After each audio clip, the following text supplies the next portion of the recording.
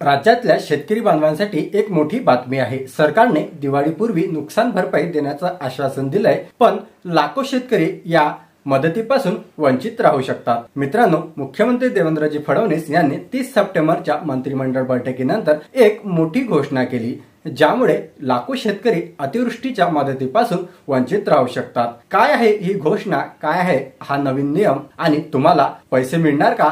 चला सोप्या भाषेत सगळं काही जाणून घेऊया। नमस्कार मित्रांनो, मी अंकुश कोंडेकर आणि स्वागत आहे तुमचे झटपट इन्फो या आपल्या YouTube चॅनलवरती। आपल्या चॅनलवरती नवीन असाल तर चॅनलला सबस्क्राइब करायला विसरू नका, जेणेकरून येणारे नवीन अपडेट्स तुमच्यापर्यंत मी लवकरात लवकर पोहोचू शकेल। मित्रांनो, मुख्यमंत्री देवेंद्रजी फडणवीस यांनी 30 सप्टेंबरच्या मंत्रिमंडळ बैठकीनंतर एक मोठी घोषणा केली। राज्यात अतिवृष्टीमुळे तब्बल 60 लाख हेक्टर जमीन नुकसान झालं आहे। राज्य सरकारनं अतिवृष्टीग्रस्त बाधित शेतकरी जे आहे त्यांच्यासाठी मदत देण्याचा महत्त्वाचा निर्णय घेतलेला आहे। त्यामध्ये सर्वात महत्त्वाची गोष्ट म्हणजे ही मदत दिवाळीच्या आधी थेट तुमच्या बँक खात्यामध्ये जमा करण्यात येणार आहे, असा सरकारचा प्रयत्न आहे। सरकारने मदत वाटपीसाठी ई-केवायसी ची जी अट होती ती इथे शिथिल करून रद्द करण्यात आलेली आहे।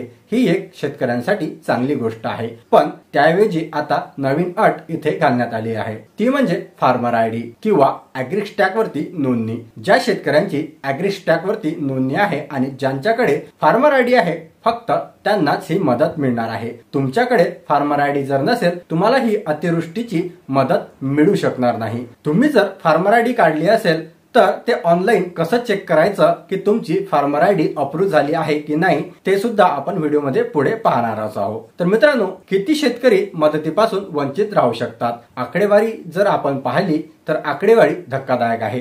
राज्यात पात्र शेतकरी 1,72,00,000 आहे। फार्मर आयडी काढलेले जे शेतकरी आहे ते आहे 1,18,00,000। तर याचा सरळ अर्थ होतो की सुमारे 25 ते 30 लाख शेतकरी अजूनही या फार्मर आयडीच्या प्रणालीच्या बाहेर आहेत। जर तुम्ही त्यापैकी एक असाल तर तुम्हाला ही मदत मिळण्यासाठी अडचण येऊ शकते। पण इथे खरा प्रश्न आहे की फार्मर आयडीची अट अनेक गरजू शेतकऱ्यांना मदतीपासून दूर ठेवणार आहे का? सरकार खरंच दिवाळीपूर्वी मदत देणार आहे का? फार्मर आयडीची अट योग्य आहे का? आणि या अटीमुळे शेतकऱ्यांचं नुकसान होईल का? तुम्हाला याबद्दल काय वाटतं? कमेंट बॉक्स मध्ये नक्की लिहा।